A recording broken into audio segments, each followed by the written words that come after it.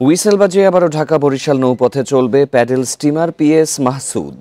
21শে নভেম্বর পর্যটক নিয়ে চলাচল শুরু করবে শতবর্ষের এই নৌযান। কর্তৃপক্ষ বলছে, ট্যুর অপারেটর গ্রুপের তত্ত্বাবধানে সপ্তাহে 2 দিন চলবে এই স্টিমার।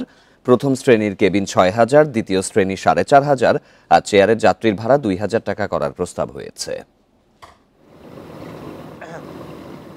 নদীর সঙ্গে দেশের মানুষের গভীর মিতালি। নদীকেন্দ্রিক জীবন, জীবিকা, সংস্কৃতি সবই আবহমান বাংলার অংশ। ঢাকা থেকে বরিশাল দীর্ঘ নদীপথে বুড়িগঙ্গা, মেঘনা, কীর্তনখোলার অপরূপ সৌন্দর্য উপভোগের নতুন সুযোগ নিয়ে এসেছে শতবর্ষের ঐতিহ্যবাহী প্যাডেল স্টিমার পিএস মাসুদ। নৌ পর্যটন ও নদীকেন্দ্রিক জীবনযাত্রা প্রত্যক্ষ করতে ডে সার্ভিস হিসাবে আবারও চালু হচ্ছে এই স্টিমার সেবা। আমাদের প্রকৃতি এবং নদীর সাথে যে আমাদের যোগাযোগ, এটি কিন্তু এই প্যাডেল স্টিমারের মাধ্যমে এটা আবার প্রতিষ্ঠা করা সম্ভব। আমাদের ঐতিহ্যকে আমরা ধীরে ধীরে আগামী প্রজন্মের কাছে সামনে নিয়ে আসব। যেটা আমরা 100 বছর আগে পেয়েছি সেটা এখন পাচ্ছি, এবং আমি আশা রাখি আগামী 100 বছর পরেও আমাদের যে প্রজন্ম থাকবে তারা এটাকে ধারণ করবে।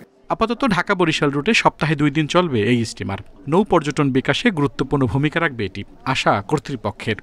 এই ঐতিহ্যবাহী জাহাজটি সারা পৃথিবীর মধ্যে মাত্র 4টি জাহাজের এই একটি জাহাজ। আমরা সেই ঐতিহ্যকে, আমাদের দেশের এই গর্বটাকে সবসময় সচল রেখে আমরা আমাদের জনগণেরকে সেবা দেওয়ার জন্য দৃঢ় প্রতিজ্ঞ। 1929 সালে স্কটল্যান্ডের উইলিয়াম ডেনি অ্যান্ড ব্রাদার্স নির্মাণ করে 235 ফিট দীর্ঘ প্যাডেল স্টিমার পিএস মাসুদ। রানী ভিক্টোরিয়া, যুগোস্লাভিয়ার প্রেসিডেন্ট টিটো, রবীন্দ্রনাথ ঠাকুর, জীবনানন্দ সহ অনেক গুণীজন ভ্রমণ করেছেন এ নৌযানে। নৌ উপদেষ্টা জানান, অতীত ঐতিহ্য ধরে রাখা হয়েছে এই নৌযানটিতে। সরকারের বিভিন্ন সংস্থার সভাও আয়োজন করা যেতে পারে এই স্টিমারে। প্যাসেঞ্জার চালানো যাবে না, এই জন্য আইএমও কনভেনশনে 100 বছর পুরনো কোনো জাহাজ প্যাসেঞ্জার চালাতে পারে না। সেটা হয় ঐতিহ্যের কারণে আপনি এটাকে চালাতে পারেন, ঐতিহ্য বা ইতিহাস বা যেটাকে বলি হেরিটেজ। তো আমি এটাকে হেরিটেজ জার্নি হিসেবে নাম দিয়েছি।